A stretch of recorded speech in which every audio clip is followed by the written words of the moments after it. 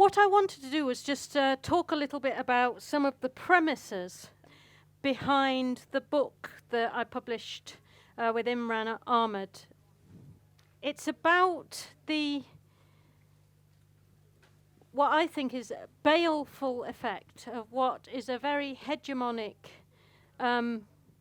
economic idea that I think has been with us since, well, for the last 40 years. And this is the idea which I refer to as market fundamentalism. And market fundamentalism believes is a theory that you can actually best distribute all decisions, goods, issues via market forces rather than using government or other forms of deliberation.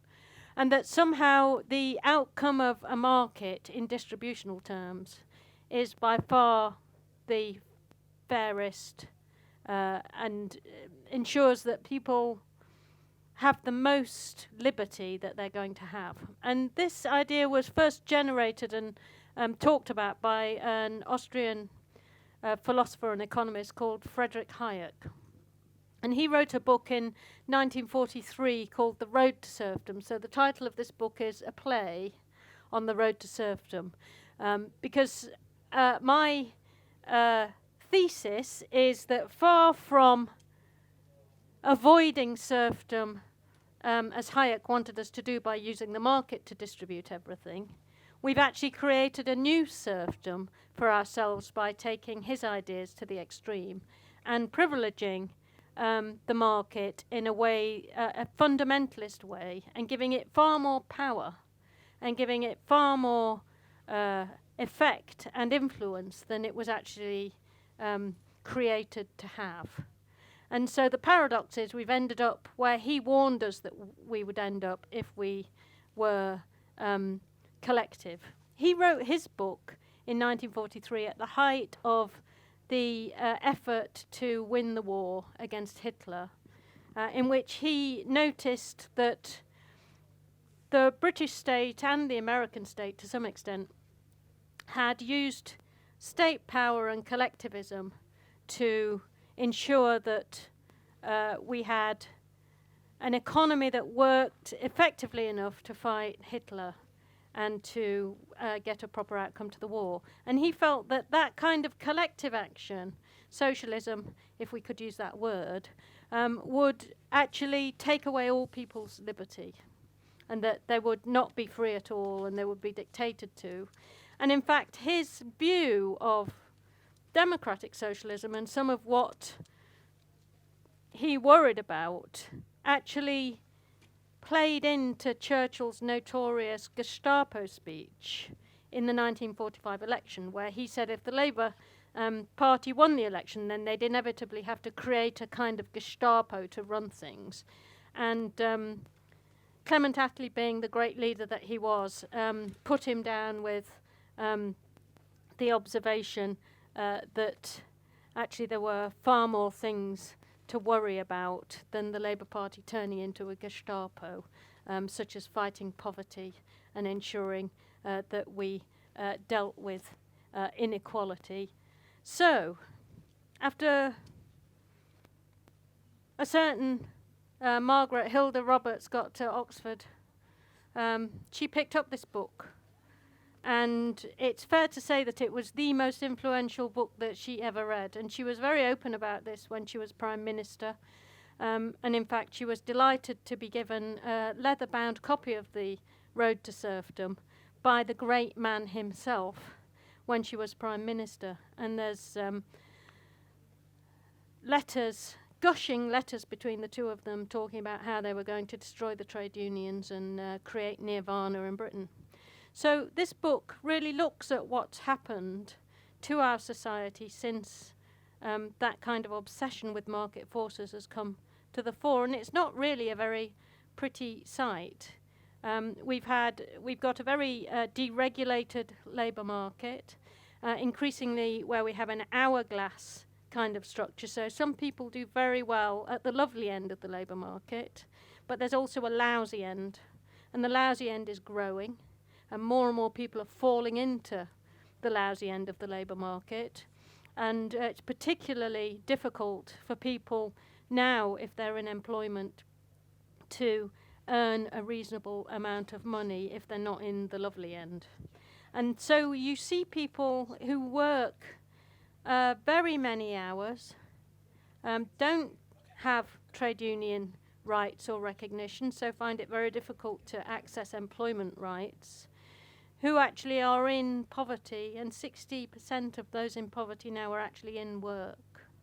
So even though people are doing the right thing, they're not being given a reward, and nor are they being able to set up and start family lives or develop own homes, aspire to have children and all the things that we took for granted. And in fact, increasingly, what we're seeing is people who are working longer hours for less, people whose earnings haven't recovered since the crash in 2008 and in real terms are still below, who can't see that life is going to get better for their children than it was for them. And that means that we've got an increasing level of pessimism. And so some of what I think we're seeing is the limitations of this obsession with markets that Frederick Hayek injected into our system, that Ronald Reagan made certain was injected into the American system, and that Mrs. Thatcher left us with a legacy of. A legacy that we didn't manage to overturn when we were last in government, where we failed to change the political terms of trade enough to turn off this down escalator into the lousier ends of the labour market. And what the book really points out is that these kinds of assumptions, where the price mechanism in a market is somehow the only measurement of value, where if you're well off and rich, then you need to be rewarded, but if you're poor, you need to be made poorer, so you work harder.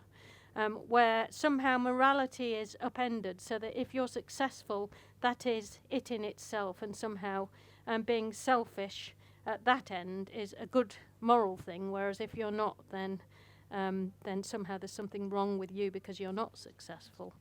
All of these issues are the exact opposite of the kind of morality and value system that democratic socialism would bring to the party. And what I say in the book is that there are 5 things that democratic socialists believe that we need to reassert.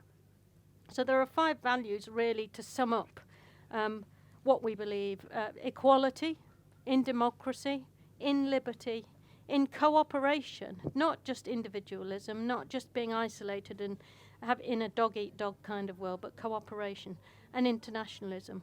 And I also say that a lot of the issues that are facing us now are actually only going to be solved if we cooperate across borders and if we cooperate rather than we're in competition. So terrorism, for example, doesn't know borders and needs cooperation.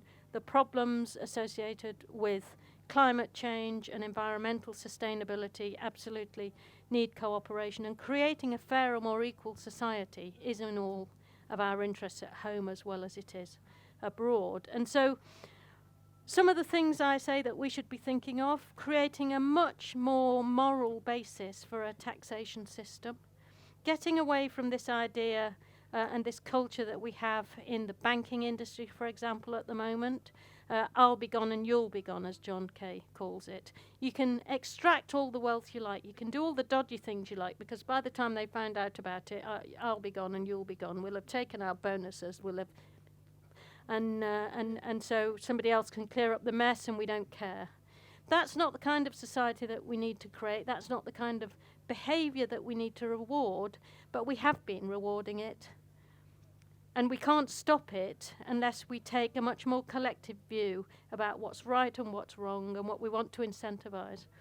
I also say that we need to have a much more empowering government. At the moment, we have had 8 years of austerity, been coruscating for areas like the one I represent up in Wallasey, where we've seen huge problems of poverty, huge issues and problems caused by lack of access to food because of changes to benefit systems. The rise of food banks and food poverty is an absolute scandal in a country like ours, that actually we need to be take much more responsibility for the kind of society we create and the kind of values that it has.